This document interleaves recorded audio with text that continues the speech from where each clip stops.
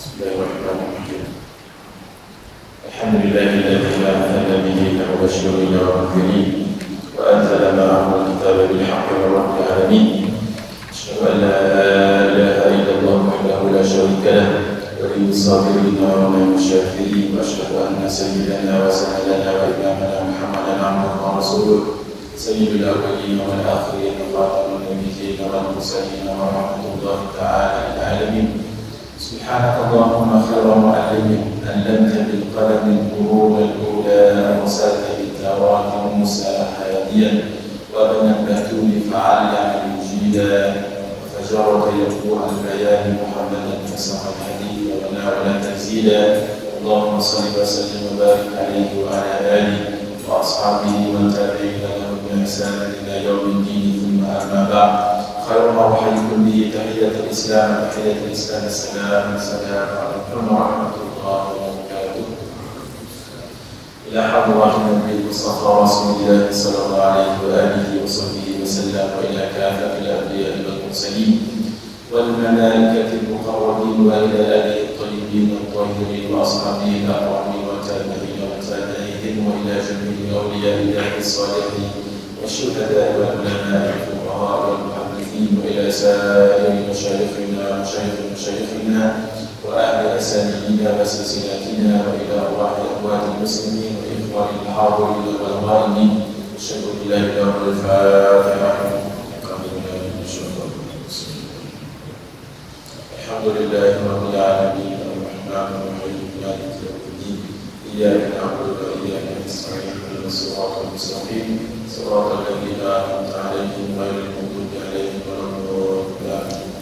Kita baca surah Al-Fatihah dengan niat mudah-mudahan kalau ditakdirkan penumpang dan kru MH 37 selama mudah-mudahan mereka selamat sejahtera. Kalau ditakdirkan sebaliknya, mudah-mudahan Allah Azza wa Jalla memberi kebaikan yang besar kepada mereka dan kepada ahli keluarga dan pengajaran yang manfaat untuk kita semua. Ala hadhihi niyyah wa ala kulli niyyatin salihah. Al-Fatihah. A'udzubillahi minasyaitonir rajim.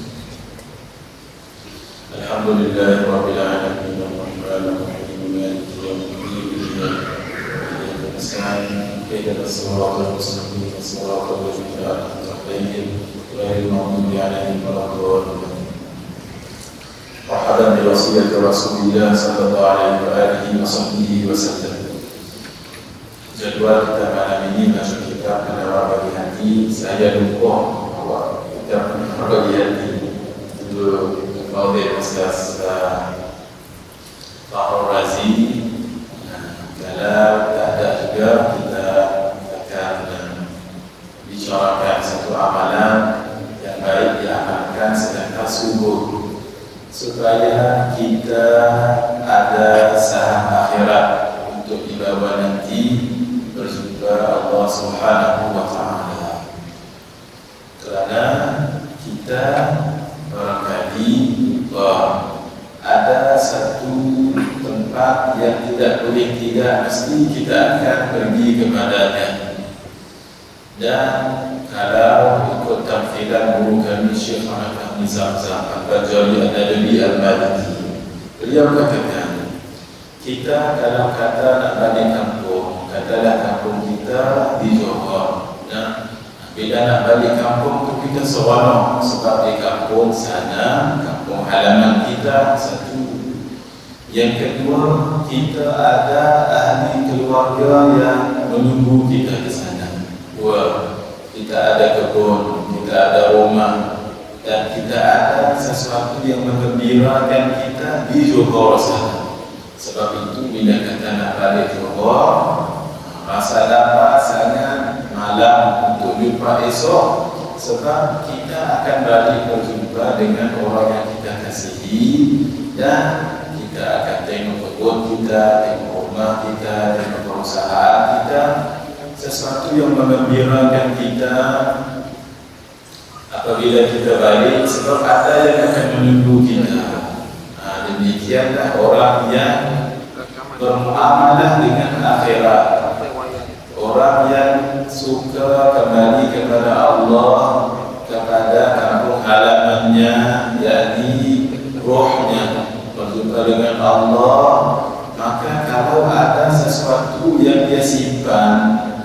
dia sudah usahakan di dunia, disimpan di hari akhirat, nanti kalau Allah panggil untuk kembali berjumpa dengannya di hari akhirat, maka dia suka.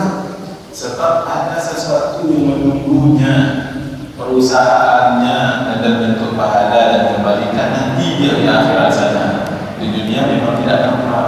Nah, sebab itulah ketika dia meninggal dunia atau menuju Allah dengan kisah kita dan sebagainya, khair sahaja. Bila masa sahaja Allah akan panggil ke akhirat, insyaAllah khair. Sebab di situ nanti akan ada yang menunggunya kepada Allah. Dia akan berjumpa dengan kekasihnya Allah, berjumpa dengan kekasihnya Nabi Rasulullah sallallahu alaihi wasallam, dengan para sahabat, para salih, dan surga menunggunya dengan segala kebahagiaan, dengan segala kenikmatan, dengan segala apa sahaja yang dia tidak jumpa di dunia, tidak didengar oleh telinga, tidak terfikir akan fikirannya, pada alim ra'at wala udhun sami'at wala khatara di balik bashar, apa sahaja ada di akhirat. Karena itu, kalau kata ditakdirkan Allah dia meninggal dunia, tidak menyangka. Sebab ada yang akan menunggunya nanti di hari akhirat. Sebab itulah orang yang tidak beramal di dunia, banyak dia meninggal dunia. Sebab dia sudah hatinya terpaut kepada dunia, walau dulu tidak kenal dengan dunia. Di alam arwah dahulu belum masuk dalam perut mak lagi, dia tidak kenal namanya dunia. Ketika dia hidup di alam arwah, alam roh yang disebut sebagai alam lahut, turun kepada alam jabarut, turun kepada alam malakut, maka dia masukkan ke dalam perut maknya, dia tidak kenal dunia. Akhirnya dia dilahirkan, lalu dia sudah kenal yang namanya dunia. Dia sudah rapat dengan dunia, mesra dengan dunia, sayang dengan dunia, kasih dengan dunia, rindu dengan dunia. Ketika Allah memanggil kembali roh ini kembali ke kampung asalnya, tidak mahu dia meninggal dunia. Sebab itu dia payah meninggal dunia, sebab dia sudah lupa dengan kampung akhiratnya, dan dia takut nak kembali ke kampung halamannya. Dahulu dia tidak berdosa, dia tidak buat maksiat, rohnya itu bercahaya, tapi dinodai dengan dosa dan maksiat yang dia lakukan di dunia, takut dia nak berjumpa dengan Allah. Walhal itu kekasihnya yang dahulu. Lau fahiman nasu husna talaqi lahabbabat tafarruqa min ajli talaqi. Kalaulah manusia faham dan mengerti betapa indahnya suatu pertemuan, nescaya dia akan mahu akan suatu perpisahan yang sementara, yaitu mati, untuk berjumpa dengan kekasihnya, yaitu Allah, di pertemuan yang hakiki selepas kematian. Nah, sebab dia tahu rohnya tadi yang dipinjamkan Allah sementara di dalam jasadnya ini tidak berdosa, bercahaya kembali kepada Allah, tidak berdosa dan bercahaya juga, maka dia tidak takut. Yang ditakutkan dia sudah berdosa, dia sudah dekat dengan dunia, dia sudah hilang dan lupa dengan janji kepada Allah SWT dahulu. Nah, karena itulah antara cara supaya roh kita ini bersih, roh kita ini bercahaya, banyakkan dengan amalan. Dan amalan yang diajar oleh Nabi SAW, dan lebih lagi amalan yang sedikit dibuat tapi pahalanya banyak di sisi Allah besar. Kita kongsikan hari ini, insyaAllah esok pagi terus buat. Hadis yang sahih riwayat Imam Muslim, demikian disebut oleh Al-Imam Bukhari Al-Maqdisi dalam kitabnya Fadailul A'mal. Diriwayatkan oleh Al-Imam Al-Mundhiri dalam kitabnya At-Targhib wa Tarhib. Demikian disebutkan juga oleh Syekh Maulana Zakaria Al-Dahlawi dalam kitabnya Fadailul A'mal. Hadis ini hadis yang sahih. Tinggal lagi perkataannya, versinya berbeza, tapi hadis yang sama. Sekali Nabi keluar daripada rumahnya menuju ke masjid, untuk solat subuh. Ini sebab hukum bermakna orang lelaki solat di masjid. Kalau di musala, solat di musala. Sebab Nabi keluar daripada rumahnya nak menuju ke masjid ila sebelum subuh. Dilihatnya isteri baginda bernama Juwairiyah sedang duduk di atas tikar ataupun tempat solat, sedang membilang-bilang bertasbih berzikir macam itu. Kemudian tidak Nabi kembali ke rumah melainkan waktu duha. Waktu duha baru Nabi balik ke rumah. Istighfar hukum. Sebolehnya bila kita berada di surau ataupun masjid, duduk di situ. Kalau tidak boleh di rumah, duduk di situ selepas subuh sampai waktu duha. Macam mana nak bilang waktu duha? Kalau dahulu dalam kitab-kitab lama setinggi tombak ataupun setinggi galah. Zaman lama ada lagi orang simpan galah dan tombak kat rumah. Janji kejar orang jiran sebelah dan orang kampung mereka lagi bagi keluar tombak suka ke mana? Kita ada mudah alhamdulillah. Ulama katakan bagaimana antara waktu duha. Mesti tahu dahulu waktu subuh. Waktu subuh 6.3 minit. Waktu subuh 6.3 minit, ulama katakan 1 jam 20 minit selepas waktu subuh. Itu waktu syuruk. Waktu syuruk naik matahari. Belum duha lagi waktu syuruk, iaitu pukul 7.23.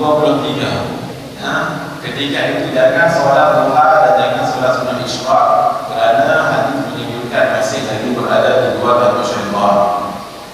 Hendaklah kita dulu lagi dengan tingginya matahari itu 1 galah. Lalu mana? Kata ulama campur lagi 16 minit.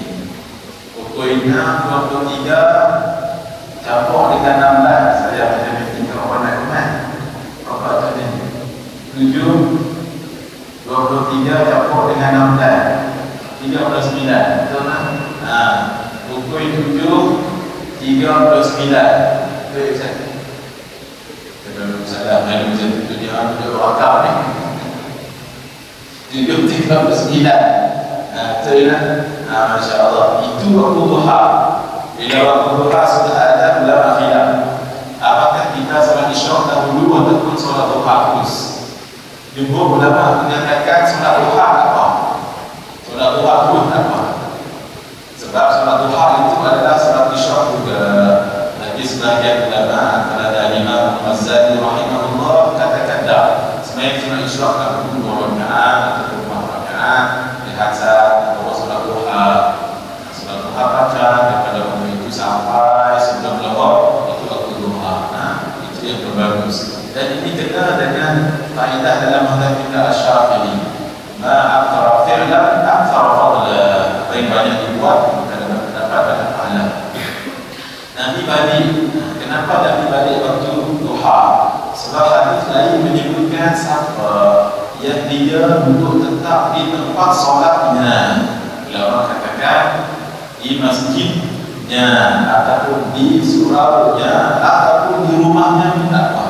Asalkan dengan bergerak daripada tempat solat dengan bergerak sampai solat duha, sampai waktu duha, maka baginya pahala hajjatan tamah wa umratan tamah. Baginya pahala haji yang sempurna, pahala umrah yang sempurna. Hari-hari dapat pahala haji, dapat pahala umrah.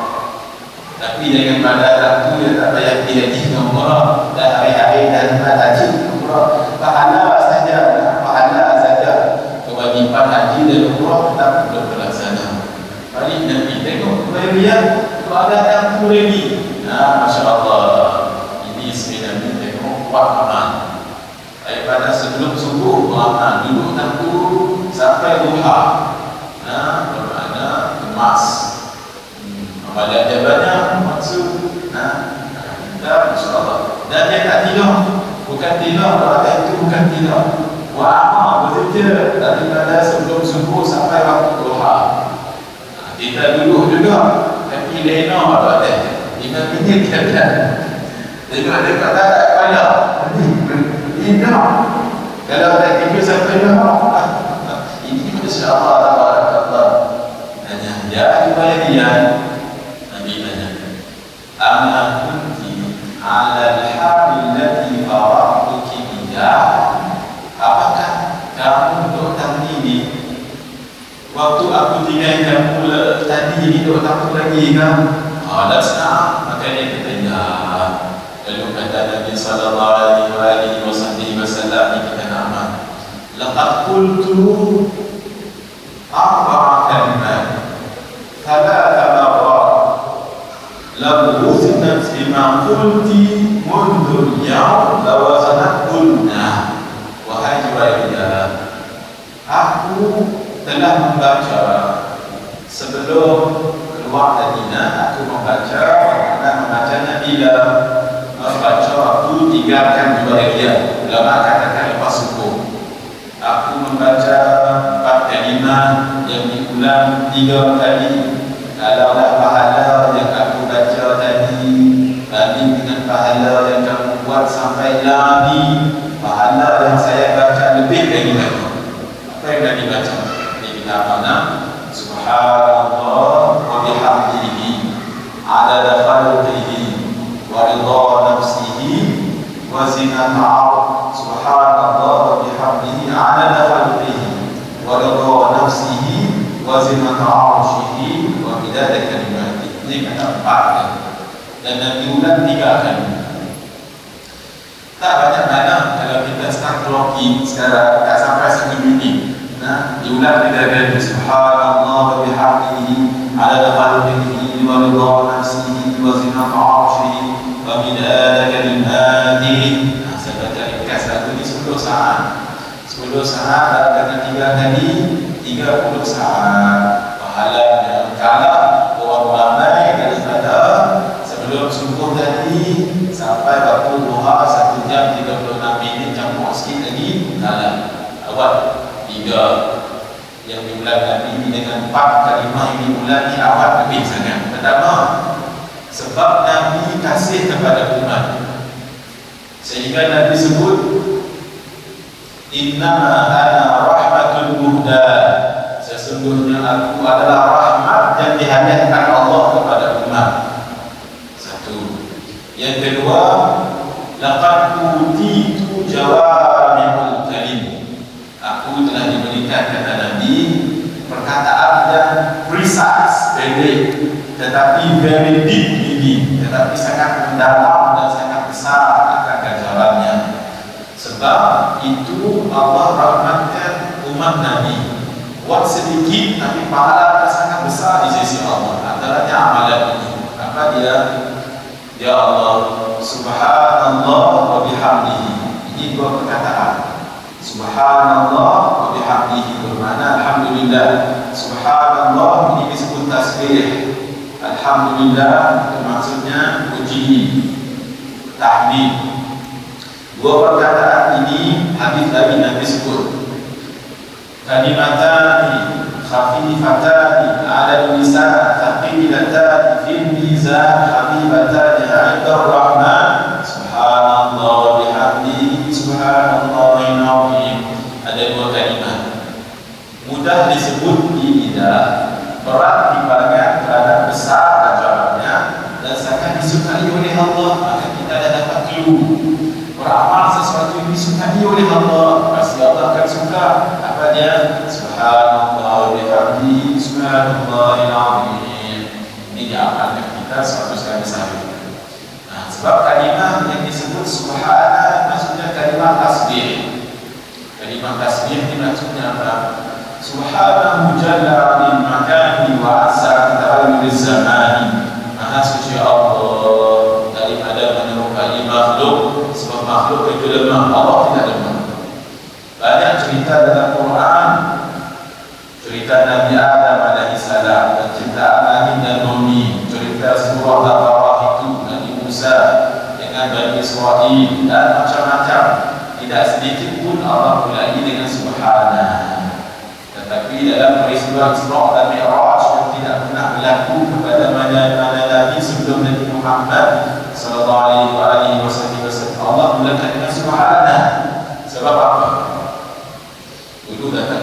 sini seorang syekh namanya Al-Habib Salim bin Abdullah bin Umar Syafili, masih hidup alhamdulillah. Beliau duduk dekat Tarim sana, dekat Tarim. Orang kami beliau sultan ulama, sultan kepada ulama. Ulama ni dah kenal, dia sultan kepada ulama, memang alim. Beliau cakap kat sini saya ingat, ataupun tempat lain, tapi mulut beliau katakan, para alim ulama katakan, peristiwa Isra dan Mi'raj itu berlaku bila pada waktu malam. Setengah mengatakan hanya 20 minit, setengah mengatakan 30 minit, tak lebih daripada itu. Tetapi Allah Akbar, perjalanan daripada Al-Masjidil Haram kepada Al-Masjidil Aqsa di Palestin, di Makkah dengan Palestin. Kenapa disebut Al-Masjidil Aqsa? Sebab Al-Aqsa lawannya Al-Adna. Al-Adna yang paling dekat, gunung yang paling dekat, Qaribah. Tapi Al-Aqsa aslinya yang paling jauh, sebab orang Arab waktu itu mereka berniaga tempat yang paling jauh mereka boleh sampai dekat Palestin. Sebulan perjalanan pergi, sebulan perjalanan balik.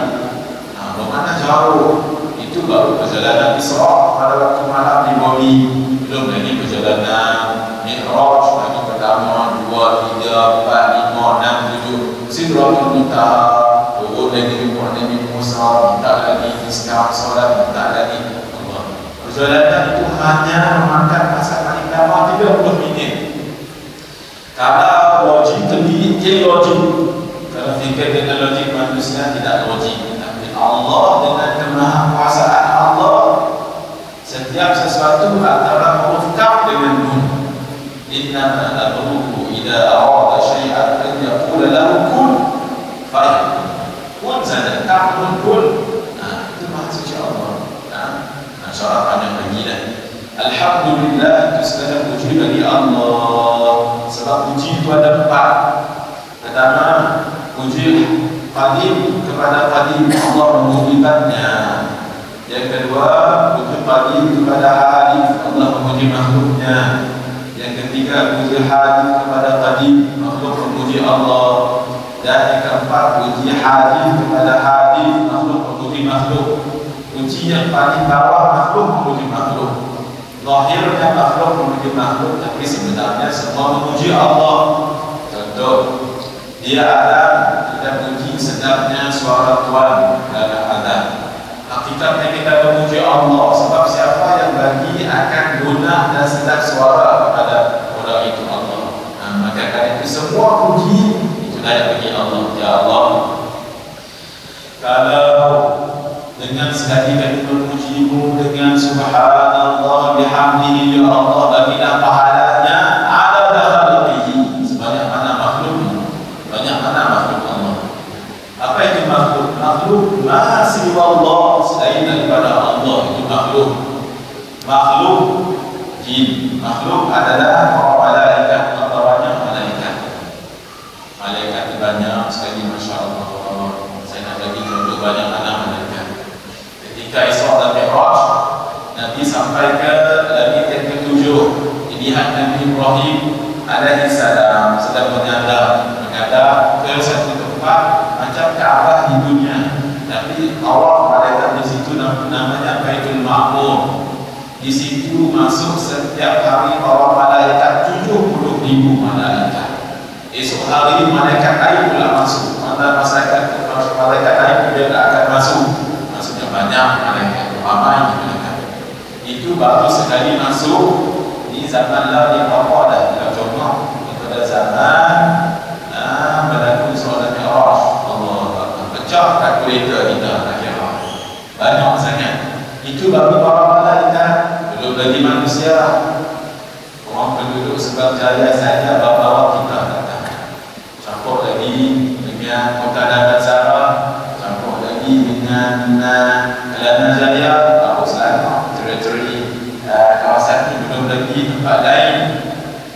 Itu baru manusia. Cina sahaja cukup, masya Allah.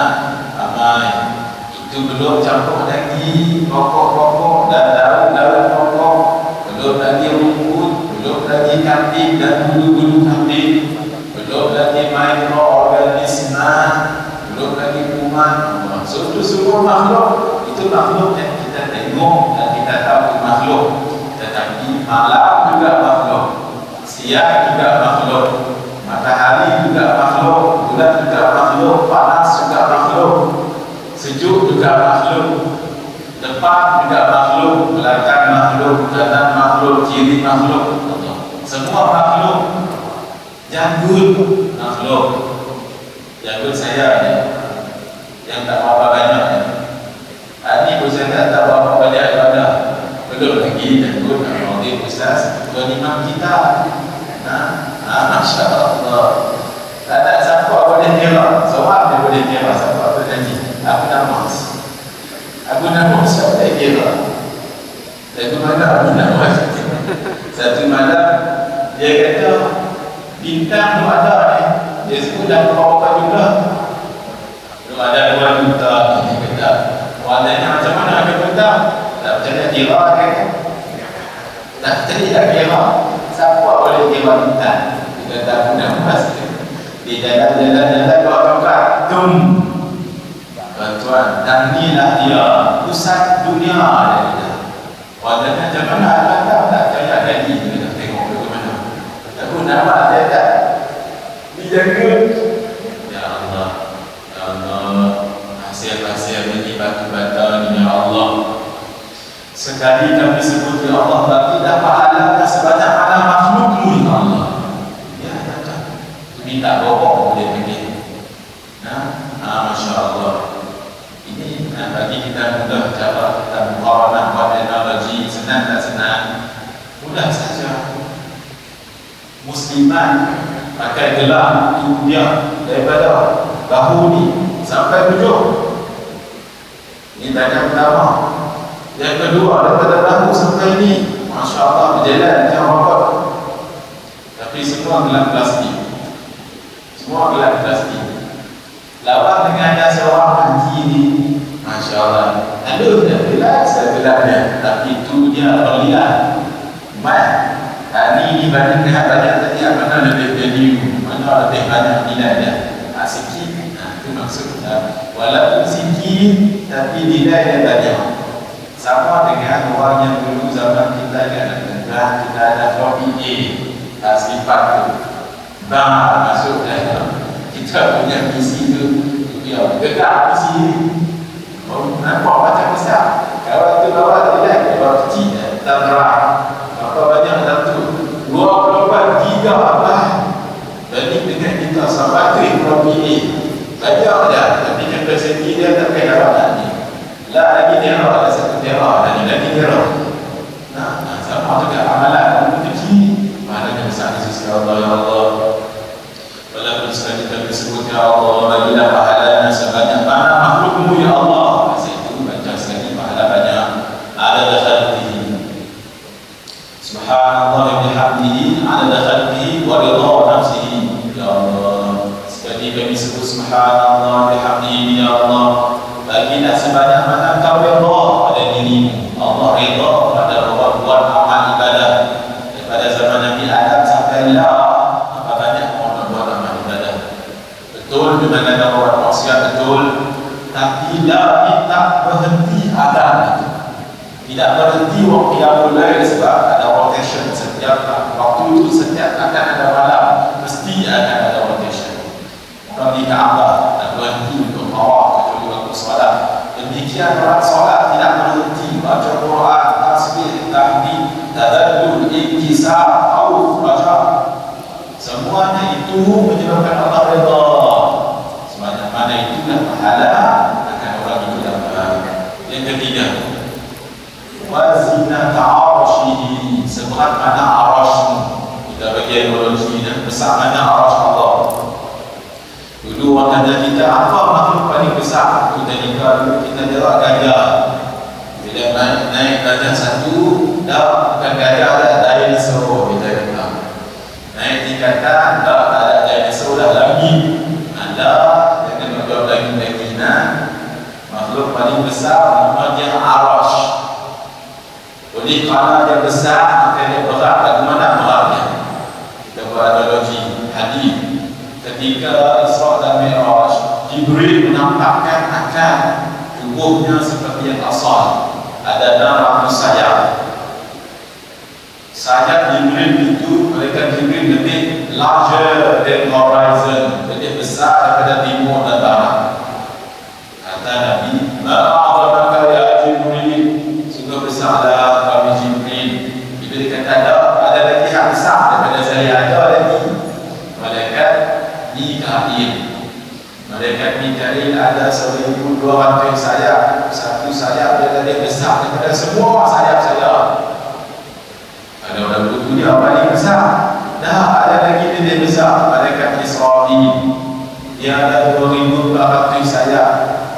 Satu sayap dia lebih besar daripada seluruh sayap Israfil.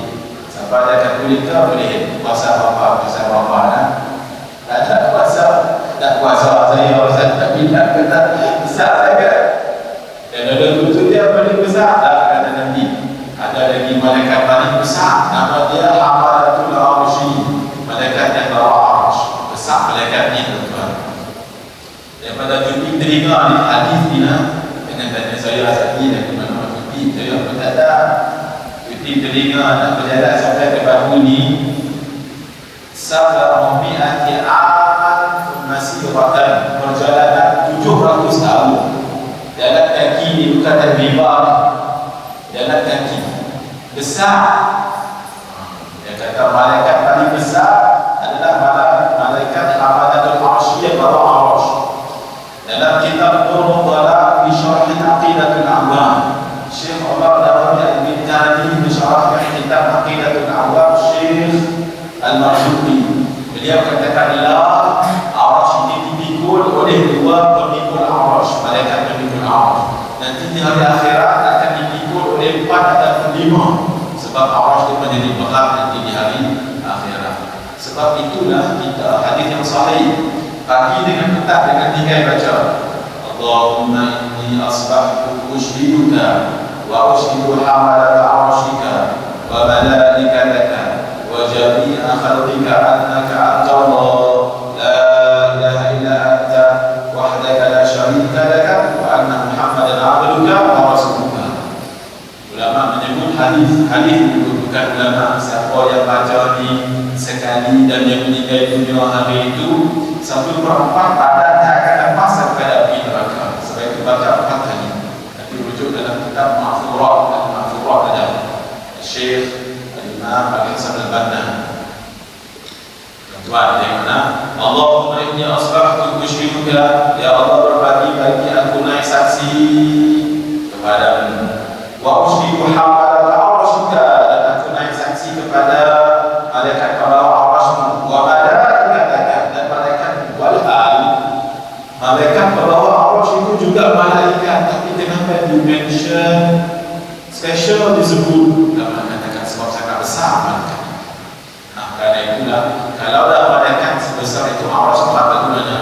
Nah, karena itu ya Allah sekali kami sebut subhanallah bihamdihi adada khalqihi wa ridwana wa zinata arsyihi, bagikanlah adanya seberat arsy ya Allah, midada kalimati, dan ya Allah sekali kami sebut subhanallah bihamdihi, maka bagilah pahalanya wa midada kalimati, sebagaimana catatan amal, catatan manusia dan urusan dunia yang ada dekat Lauh Al-Mahfuz, semua dicatat. Ada satu makhluk namanya lauh, oleh kerana dia dijaga dengan makhluk namanya Lauh Al-Mahfuz. Dan Allah perintahkan satu makhluk namanya qalam. Qalam uktub, tulis, qalam menulis. Suratan takdir hadir, di mana lahir, di mana sekolah, di mana mengaji, bila kami, mana mengajar, malam ni main tak main dekat Al-Falah, 2 minggu lagi main tak main, semua dua dah lengkap untuk saya seorang saja. Yang pun dia akan lebat, tak akan lebat, lagu mana, semua dua dah. Aku catatan saya, belum lagi yang Fadil Ustaz Penimam kita, belum lagi mengaji, belum lagi Datuk, belum lagi Tan Sri, belum lagi Datuk Sri, dan tim semua. Itu baru saya. Belum lagi kematian, belum lagi setiap yang jatuh. daripada daunan, daripada pohon itu semua adalah catatannya Allah. Ya Allah, sekali kami sebut ini ya Allah, bagilah banyak pahala sebanyak ini. InsyaAllah kita amalkan daripada esok pagi sampai bila-bila. Sama-sama dulu kita baca. Ikut saya, subhanallah wa bihamdihi adada khalqihi wa ridha nafsihi wa zinata arshihi wa midada kalimatihi. Dan itu sebanyak 3 kali setiap lepas kali subuh. 3 kali saja cukup. Esok hari, malam besok, sampai kita tinggal dunia, sampai kepada istri dekat rumah, sampai kepada suami dekat rumah, masukkan dalam Facebook yang pahala kita dapat sampaikan kembalikan kepada orang lain. Ini di hadis yang sahih, tidak ada keraguan padanya. Mudah-mudahan dia menjadi aset kita nanti bila jumpa Allah SWT nanti ketika kita menerima dan bertemu dengan ajal kita, insyaAllah. Sallallahu alaihi wasallam wa ala alihi wa sahbihi. Alhamdulillahirabbil alamin. Bismillahirrahmanirrahim. Wassalatu wassalamu ala rasulillah wa ala alihi wa sahbihi ajma'in. اللهم اجعلنا من الذين يستمعون القول فيتبعون احسنه. صلى الله عليه وسلم وعلى اله وصحبه اجمعين. الحمد لله.